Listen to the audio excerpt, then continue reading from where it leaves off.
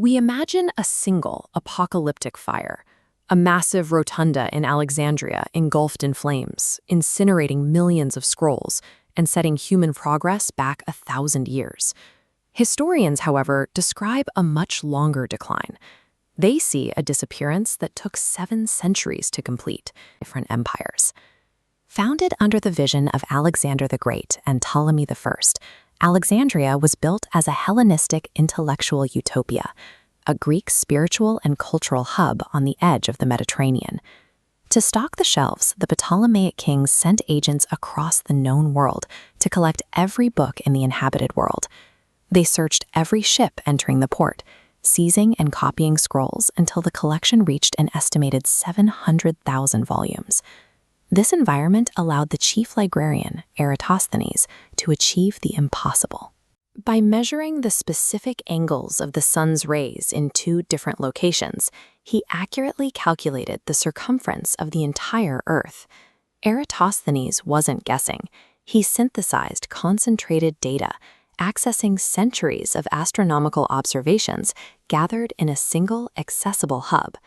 Alexandria was humanity's first successful attempt to universalize its knowledge, making its eventual loss a permanent scar on our scientific history.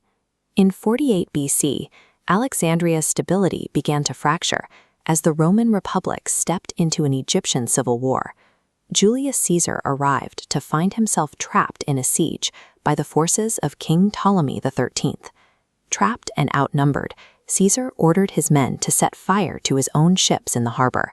He needed a wall of fire to break the enemy's naval blockade. As this map shows, the fire spread to the docks and reached the Bruchian Quarter, the royal district housing the main library. While thousands of scrolls were lost, the institution's core structure and many scholars survived the disaster, continuing their work under Roman rule. Caesar's tactical choices caused the first major blow to the collection, but the library remained a center of learning for centuries after he left. By the late 3rd century, the city was caught in a new conflict. Emperor Aurelian launched a campaign to reclaim Alexandria from the breakaway empire of Queen Zenobia. During this siege, the fighting was so intense that Roman troops systematically leveled the Bruchian Quarter, the historical footprint of the original library. Aurelian's conquest physically erased the original site, forcing what remained of the city's intellectual life into the smaller, secondary daughter library. This secondary collection was housed within the Serapeum, a pagan temple. By 391 CE, the temple had become a flashpoint for escalating religious tension within the Roman Empire.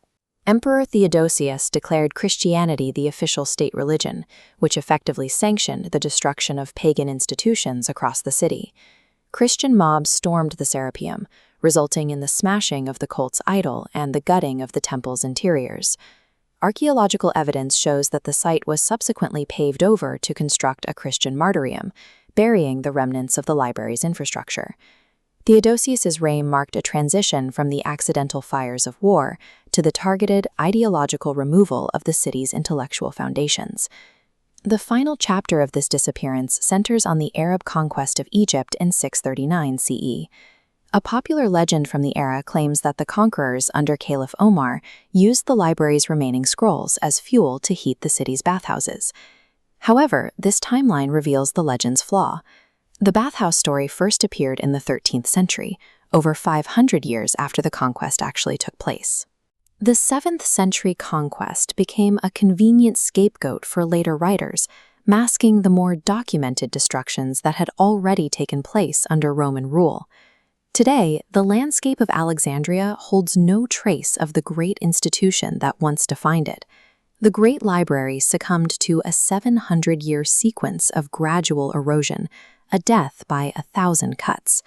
Alexandria illustrates how quickly a collection of knowledge decays when its physical and social infrastructure is repeatedly dismantled.